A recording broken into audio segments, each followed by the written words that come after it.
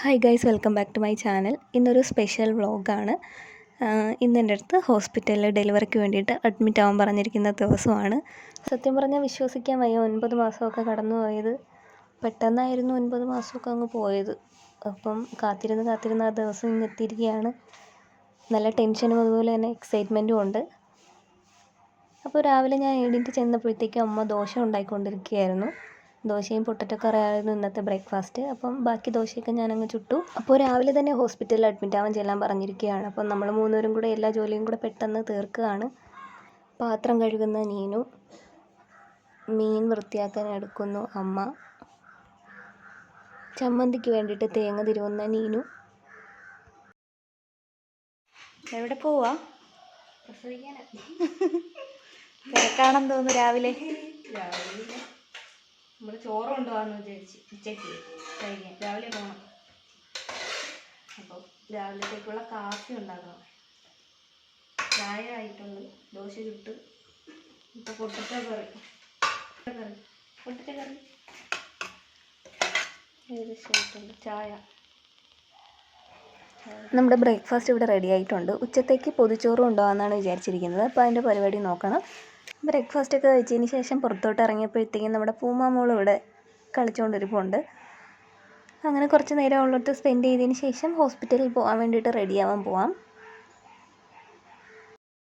സുറു എന്താ തപ്പുന്നേ? ഞാനേ എൻ്റെ ആധാറും ഹെൽത്ത് കാർഡും കൂടി ഇതിൻ്റെ അകത്ത് ആക്കിയായിരുന്നു. നോക്കണുണ്ടോ? പോവാറായാ? 8:30 പോവാം. കുളിച്ചൊരുങ്ങിയിരിക്കാമല്ലോ. 9 മണിക്ക് മുമ്പ് എത്താനാണ് പറഞ്ഞത്. അപ്പം പോവാറ് എല്ലാം ഓക്കെ ആയി. പോയാൽ കിട്ടി, സാധനം കിട്ടി. ഇതില്ലാതെ പറ്റില്ല. പോവാം. ഈ ഫയൽ വെച്ചോ. ഇനി വെള്ളവും കൂടെ എടുത്ത് വയ്ക്കാം അല്ലേ ഇതിൻ്റെ അകത്ത്. ഇത് നമ്മൾ സിമ്പിളായിട്ട് ഉണ്ടാക്കിയ പൊതിച്ചോറാണ്. ഒരുപാട് കറികളൊന്നുമില്ല. ചമ്മന്തി, മുട്ട പൊരിച്ചത്, കണവത്തോരൻ, ഉപ്പിലിട്ട നെല്ലിക്കയും സാലഡും കൂടി ഉണ്ടായിരുന്നു. പിന്നെ കുടിക്കാൻ വേണ്ടിയിട്ട് 2-3 കുപ്പി വെള്ളവും എല്ലാം ആക്കി റെഡിയാക്കി വെച്ചു. ഇതാണ് നമ്മളടുത്ത് ഹോസ്പിറ്റലിൽ അഡ്മിറ്റ് ആവാൻ പറഞ്ഞിരിക്കുന്നത്. ഇന്ന് ഓഗസ്റ്റ് 28. അപ്പം സമയം ഒരു 8:30 ആയിട്ടുണ്ട്. അപ്പം നമ്മൾ ഹോസ്പിറ്റലിൽ പോകാൻ ഇറങ്ങിയിരിക്കുകയാണ്. എല്ലാം പാക്ക് ചെയ്ത് റെഡിയാക്കി വെച്ചിട്ടുണ്ട്. അപ്പോൾ ഇനി നമുക്ക് ഹോസ്പിറ്റലിൽ ചെന്നിട്ട് കാണാം. ലഗേജൊക്കെ നമ്മൾ നേരത്തെ പാക്ക് ചെയ്ത് വെച്ചിരുന്നു. ഹോസ്പിറ്റൽ ബാഗ്, അതുപോലെ തന്നെ ബേബിക്കുള്ള ബാഗ്, എൻ്റെ ബാഗ്, ബാക്കി അവിടെ യൂസ് ചെയ്യാൻ വേണ്ടിയിട്ടുള്ള സാധനങ്ങളെല്ലാം റെഡിയാക്കി വെച്ചിട്ടുണ്ടായിരുന്നു. അപ്പം പപ്പ വരാൻ വേണ്ടിയിട്ട് നമ്മൾ വെയിറ്റിങ്ങിലാണ്. പപ്പയും കൂടെ വന്നു കഴിഞ്ഞാൽ നമ്മൾ ഇറങ്ങും. അമ്മ പോവാം. റെഡിയായാ? എല്ലാം എടുത്താ? വണ്ടിയും കൂടെ വന്നാൽ മതി തന്നെ. അപ്പം നമ്മൾ റെഡിയായി ഗൈസ്. ഇനി നമ്മൾ ഹോസ്പിറ്റലിലേക്ക് പോവുകയാണ്. ഞാനിങ്ങനെ വ്ളോഗൊക്കെ എടുത്ത് കൂളായിട്ട് നിൽക്കുകയാണെങ്കിലും എനിക്ക് ഭയങ്കര ടെൻഷനായിരുന്നു ഗൈസ്. പറഞ്ഞറിയിക്കാൻ പറ്റാത്ത അത്രയും. ആദ്യത്തെ മാസങ്ങളിലൊന്നും ഇല്ലായിരുന്നെങ്കിലും ലാസ്റ്റൊക്കെ ആയപ്പോഴത്തേക്കും എനിക്ക് എന്തോ സഹിക്കാൻ പറ്റാത്തത്ര ടെൻഷനായിരുന്നു.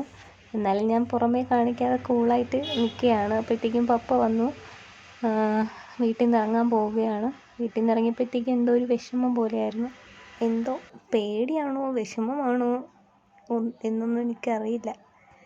വല്ലാത്തൊരവസ്ഥ തന്നെയായിരുന്നു വീട്ടിൽ നിന്ന് പോയപ്പോഴത്തേക്കും. കുറച്ച് ദിവസം കഴിഞ്ഞാലേ ഇനി വീട്ടിലേക്ക് വരാൻ പറ്റൂ. പിന്നെ ഞാൻ ഹോസ്പിറ്റലിൽ ഇതുവരെയും അഡ്മിറ്റായൊന്നും കിടന്നിട്ടൊന്നുമില്ല. പോയിട്ട് വരാൻ വേണ്ടിയിട്ടുള്ള സാഹചര്യമേ ഉണ്ടായിട്ടുള്ളൂ. ഹോസ്പിറ്റലിൽ ഇതുവരെയും അഡ്മിറ്റായിട്ടൊന്നുമില്ല. അപ്പോൾ അതുകൊണ്ട് ഒരു ടെൻഷനുണ്ടായിരുന്നു. അപ്പോൾ നമ്മൾ നേരെ ഹോസ്പിറ്റലിലേക്ക് പോയി. വീടിൻ്റെ ഒരു 10 മിനിറ്റ് ഡിസ്റ്റൻസേ ഉള്ളൂ ഹോസ്പിറ്റലിലേക്ക്. അതുകൊണ്ട് തന്നെ നമുക്ക് പെട്ടെന്ന് പോയിട്ട് വരാൻ വേണ്ടിയിട്ടൊക്കെ പറ്റും. ഇപ്പോൾ ബൈസ്റ്റാൻഡേഴ്സിനൊക്കെ ആണെങ്കിൽ വീട്ടിൽ പോയിട്ട് റെഡി ആയിട്ട് വരാനൊക്കെ പറ്റും. അപ്പോൾ അങ്ങനത്തെ ഇതായതുകൊണ്ട് അതൊന്നും പേടിക്കാൻ വേണ്ടിയിട്ടില്ലായിരുന്നു. അപ്പോഴേക്കും നമ്മൾ ഹോസ്പിറ്റലിലെത്തി. ഇനി ഇവിടെ കുറച്ച് കാര്യങ്ങളൊക്കെ ഉണ്ട്. എന്നാൽ മാത്രമേ അഡ്മിറ്റ് ആവാൻ വേണ്ടിയിട്ട് പറ്റുള്ളൂ. ആദ്യം ഡോക്ടറിനെ കാണണം, ഡോക്ടർ അഡ്മിഷൻ തരണം, എന്നിട്ട് ഹെൽത്ത് കാർഡൊക്കെ ഓക്കെ ആക്കണം, എന്നിട്ടേ നമ്മളെ അഡ്മിറ്റ് ചെയ്യുള്ളൂ. അപ്പം ഒരു 9 മണി അടുപ്പിച്ച് നമ്മൾ ഹോസ്പിറ്റലിലേക്ക് എത്തിയിട്ടുണ്ട്. എത്തിയപ്പോഴേ നല്ല തിരക്ക് തുടങ്ങിയിട്ടുണ്ടായിരുന്നു. നമ്മൾ OP എടുക്കണോ വേണ്ടയോ എന്നുള്ള കൺഫ്യൂഷനിലാണ്. നമ്മളപ്പോൾ അവിടെ തിരക്കിയപ്പോഴത്തേക്ക് OP എടുക്കേണ്ട ആവശ്യമില്ല, ഡയറക്റ്റ് ചെന്നാൽ മതി എന്നാണ് പറഞ്ഞത്. സെഷനിൽ ചെന്നാൽ മതി എന്ന് പറഞ്ഞു. അപ്പോൾ നമ്മൾ അങ്ങോട്ട് പോവുകയാണ്. എന്നിട്ട് നേരെ നമ്മൾ ഡോക്ടറിനെ കാണാൻ വേണ്ടിയിട്ട് പോയി. അപ്പം ഡോക്ടർ വന്നിട്ടില്ലായിരുന്നു ഇതുവരെയും. അങ്ങനെ നമ്മൾ കുറച്ച് നേരം അവിടെ വെയിറ്റ് ചെയ്തൊക്കെ ഇരുന്നു. എൻ്റെ വെയിറ്റ് അതുപോലെ തന്നെ BP ഒക്കെ ചെക്ക് ചെയ്തു. അപ്പം ഗൈനക്കിൻ്റെ സെക്ഷനിൽ ഇപ്പം ആൾക്കാരൊക്കെ വന്ന് തുടങ്ങുന്നതേ ഉള്ളായിരുന്നു. രാവിലെ ആയതുകൊണ്ട് 10 മണി തൊട്ടാണ് OP തുടങ്ങുന്നത്. അപ്പം എൻ്റെ ഡോക്ടർ റൗണ്ട്സിന് പോയിട്ടുള്ളത് കൊണ്ട് തന്നെ അവിടെ കുറച്ച് നേരം വെയിറ്റ് ചെയ്തിരിക്കേണ്ടി വന്നു. പപ്പയുടെ സ്നേഹമാണ് ഗൈസ്. ഞാൻ ഹോസ്പിറ്റലിലേക്ക് കൊണ്ടുവരാൻ വേണ്ടിയിട്ട് കുറച്ച് സ്നാക്സ് ബിസ്ക്കറ്റൊക്കെ വാങ്ങി വെച്ചിട്ട് വീട്ടിൽ വെച്ച് മറന്നു. അങ്ങനെ പപ്പ പുറത്തുനിന്ന് വാങ്ങിക്കൊണ്ട് വന്ന് തന്നു. കുറച്ച് നേരം കഴിഞ്ഞപ്പോഴത്തേക്കും ഡോക്ടറൊക്കെ വന്ന് ഡോക്ടറിനെ കണ്ട് അഡ്മിഷനൊക്കെ റെഡിയാക്കി തന്നു. ഇനി നമ്മൾ നേരെ ഹെൽത്ത് കാർഡ് റെഡിയാക്കാൻ വേണ്ടിയിട്ട് പോവുകയാണ്. അതും കൂടെ കഴിഞ്ഞാൽ മാത്രമേ നമുക്ക് വാർഡിലേക്ക് പോകത്തുള്ളൂ. ഹെൽത്ത് കാർഡ് പഞ്ച് ചെയ്യാൻ വേണ്ടിയിട്ട് കുറച്ച് സമയം അവിടെ വെയിറ്റ് ചെയ്തിരിക്കേണ്ടി വന്നു. ഒരുപാട് തിരക്കുണ്ടായിരുന്നു അവിടെ. അപ്പോൾ അതെല്ലാം കഴിഞ്ഞ് നമ്മൾ ഒരു 9 മണിക്ക് ഹോസ്പിറ്റലിൽ എത്തിയെങ്കിലും ഡോക്ടറിനെയൊക്കെ കണ്ട് അഡ്മിഷനൊക്കെ ആയിട്ട് വാർഡിലേക്ക് എത്തിയപ്പോഴത്തേക്കും ഒരു 11-11:30 ആയി. അത് കഴിഞ്ഞ് അവിടെ വാർഡിൽ ചെന്നിട്ട് നമ്മൾ ഡോക്യുമെൻറ്റ്സൊക്കെ അവിടെ കാണിച്ചപ്പോഴത്തേക്കും ബെഡൊക്കെ തന്നു. എന്നെ അഡ്മിറ്റാക്കി ഗൈസ്. ഫൈനലി ഞാൻ അഡ്മിറ്റായി ഡെലിവറിക്ക് വേണ്ടിയിട്ട്. അമ്മയുടെ കയ്യിലിരിക്കുന്ന ആ മഞ്ഞ കാർഡാണ് പാസ്. ഒരാൾക്ക് മാത്രമേ ബൈസ്റ്റാൻഡറായിട്ട് കൂടെ നിൽക്കാൻ പറ്റത്തുള്ളൂ. അപ്പം നീനു അവരെ കണ്ണു വെട്ടിച്ച് കയറിയിട്ടുണ്ട്. എപ്പോൾ ഇറക്കി വിടുമെന്നൊന്നും പറയാൻ വേണ്ടിയിട്ട് പറ്റത്തില്ല. വിസിറ്റിംഗ് ടൈമുണ്ട്. ആ ടൈമിൽ വേണമെങ്കിൽ മാത്രം നമ്മൾ റിലേറ്റീവ്സിനൊക്കെ വന്ന് കാണാം. അതും ആണുങ്ങൾക്ക് കയറാൻ വേണ്ടിയിട്ട് പെർമിഷൻ ഇല്ല, ലേഡീസിന് മാത്രമേ ഉള്ളൂ. നമ്മൾ പപ്സ് വാങ്ങിയിട്ടുണ്ടായിരുന്നു. അപ്പോൾ ഫുഡ് കഴിക്കുന്ന ഏരിയയിൽ പോയിട്ട് നമ്മളത് കഴിച്ചു. അപ്പോൾ അവിടെ നിന്ന് കണ്ട ഒരു വ്യൂ ആണ്. അവിടുത്തെ പാർക്കിംഗ് ഏരിയയാണ്. നല്ല പച്ചപ്പും ഹരിതാപവുമായിട്ട് നല്ല സൂപ്പറായിട്ട് കിടന്നത് കൊണ്ടാണ് അതൊരു വീഡിയോ എടുത്തത്. അപ്പോൾ നമ്മൾ പപ്സൊക്കെ കഴിച്ചതിന് ശേഷം തിരിച്ചു പോയി. അപ്പോൾ ഉച്ചയൊക്കെ ആയപ്പോഴത്തേക്കും ചേട്ടൻ വന്നിട്ടുണ്ടായിരുന്നു. അപ്പോൾ ഇത് പുറത്താണ്, വാർഡിൻ്റെ പുറത്ത് കുറച്ച് ഇരിക്കാൻ വേണ്ടിയിട്ടുള്ള സ്ഥലമുണ്ട്. അങ്ങനെ അവിടെയാണ് ഇരിക്കുന്നത്. അപ്പോൾ നീനുവിനെ പുറത്താക്കിയതുകൊണ്ട് നീനു അവിടെ ഇരിക്കുകയാണ്. പിന്നെ അമ്മയും ഞാനും കൂടെ കാണാൻ വേണ്ടിയിട്ട് വന്നു. അപ്പോൾ നമ്മൾ ഉച്ചയൊക്കെ ആയപ്പോഴത്തേക്കും ഫുഡ് കഴിക്കാൻ വേണ്ടിയിട്ട് നമ്മൾ കൊണ്ടുവന്ന പൊതിച്ചോറ് തുറക്കുകയാണ്. ഇത് രാവിലത്തെ പൊട്ടറ്റോ കറിയും കൂടെ ഉണ്ടായിരുന്നു, അതും കൂടെ എടുത്ത്. പിന്നെ സാലഡും ഉണ്ടായിരുന്നു. നമ്മൾ ഇരുന്ന് കഴിക്കാൻ വേണ്ടിയിട്ടുള്ളൊരു സൗകര്യമില്ലാത്തത് കൊണ്ട് തന്നെ നമ്മൾ അവിടെ നിന്ന് കഴിക്കാൻ വേണ്ടിയിട്ട് അവിടെ ഒരു സ്ഥലമൊക്കെ ഒപ്പിച്ച് അവിടെ കഴിച്ചതിന് ശേഷം നേരെ തിരിച്ച് വാർഡിലേക്ക് ചെന്നു. ആദ്യം വാർഡിൽ ചെന്നപ്പോഴത്തേക്കും ഒരുപാട് ബെഡൊക്കെ ഒഴിഞ്ഞ് കിടക്കുമായിരുന്നു. പക്ഷേ നമ്മൾ തിരിച്ച് ഫുഡൊക്കെ കഴിച്ചിട്ട് ചെന്നപ്പോഴത്തേക്കും ഓൾമോസ്റ്റ് അവിടെയൊക്കെ ഫില്ലായിട്ടുണ്ട്. ഒരു ദിവസം മാത്രമേ നമ്മൾ ഈ വാർഡിൽ കിടക്കുകയുള്ളൂ കേട്ടോ. പിറ്റേ ദിവസം നമ്മൾ ലേബർ റൂമിലേക്ക് പോകും. അപ്പം ബൈസ്റ്റാൻഡേഴ്സൊക്കെ അവിടെ ആയിരിക്കും, ലേബർ റൂമിൻ്റെ ഫ്രണ്ടിലായിരിക്കും. വിസിറ്റിംഗ് ടൈമായി, അതുകൊണ്ട് തന്നെ നീനു അകത്ത് കയറിയിട്ടുണ്ട്. ഇതാണ് നമ്മുടെ വാർഡ്. ഇപ്പോൾ അപ്പുറത്ത് അവരൊക്കെ ആയിട്ട് നമ്മൾ കമ്പനി ആയിട്ടുണ്ട്. അമ്മയ്ക്ക് ഭാഗ്യത്തിന് തൊട്ടപ്പുറത്തൊരു ബെഡ് ഒഴിഞ്ഞ് കിടപ്പുണ്ടായിരുന്നു. കുറച്ച് കഴിഞ്ഞപ്പോഴത്തേക്കും അവിടെയും ആൾക്കാർ വന്നു. അപ്പോൾ അന്നത്തെ ദിവസം എങ്ങനെയെങ്കിലും കഴിഞ്ഞു. ഇത് ഓഗസ്റ്റ് 29-ാം തീയതിയാണ്. അന്ന് രാവിലെ വെളുപ്പിന് 4 മണിയായപ്പോഴത്തേക്കും നമ്മളെ ലേബർ റൂമിലേക്ക് കൊണ്ടുപോയി. എൻ്റെ കൂടെ തന്നെ 4 പേര്, നമ്മൾ ടോട്ടൽ 4 പേരായിരുന്നു. അപ്പോൾ അവരും അവരുടെ പേരൻസും എല്ലാം കൂടി ലേബർ റൂമിലേക്ക് പോവുകയാണ്. അവിടെ ലേബർ റൂമിൽ പോയി കഴിഞ്ഞാൽ പിന്നെ നമ്മളെ പുറത്തോട്ട് വിടില്ല ഡെലിവറി കഴിയാതെ. അപ്പം അന്നത്തെ ദിവസം ടാബ്ലറ്റ് തന്ന് പെയിൻ വരുത്തിക്കാനുള്ള പരിപാടിയാണ്. അപ്പം 8 മണിയൊക്കെ ആയപ്പോഴത്തേക്കും അമ്മ കാപ്പി കൊണ്ടുവന്നു. ഒരു ടാബ്ലറ്റ് ഓൾറെഡി കഴിച്ച് കഴിഞ്ഞായിരുന്നു നമ്മൾ. ഉച്ചയ്ക്ക് 1 മണിയാകുമ്പോഴത്തേക്കും 5 ടാബ്ലറ്റും തന്ന് കഴിയും.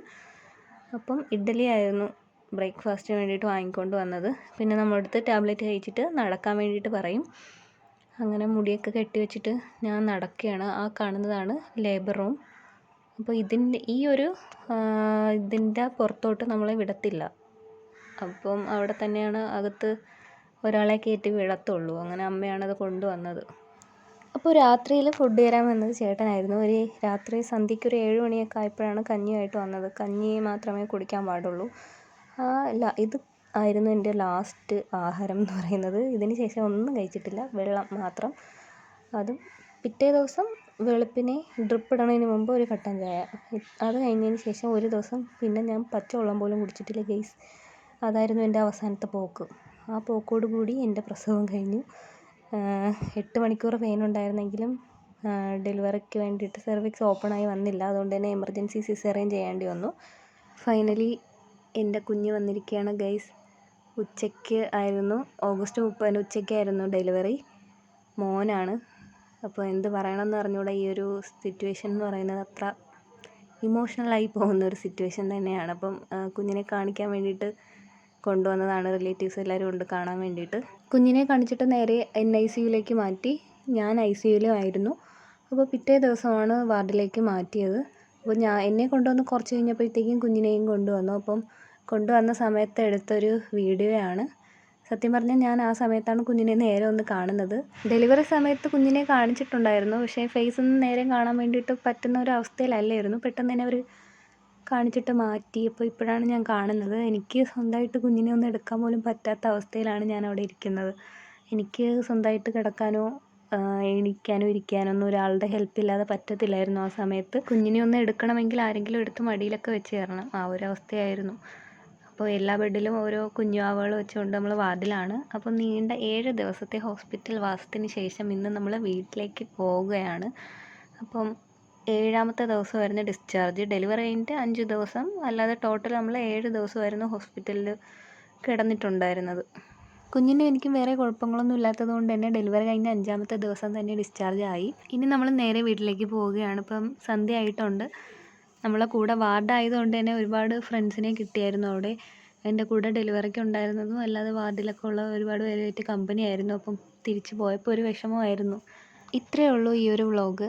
എൻ്റെ ലൈഫിൽ എനിക്ക് ഒരിക്കലും മറക്കാൻ പറ്റാത്ത കുറച്ച് ദിവസങ്ങളാണ് നിങ്ങൾ ഈ വ്ളോഗിലൂടെ കണ്ടത്.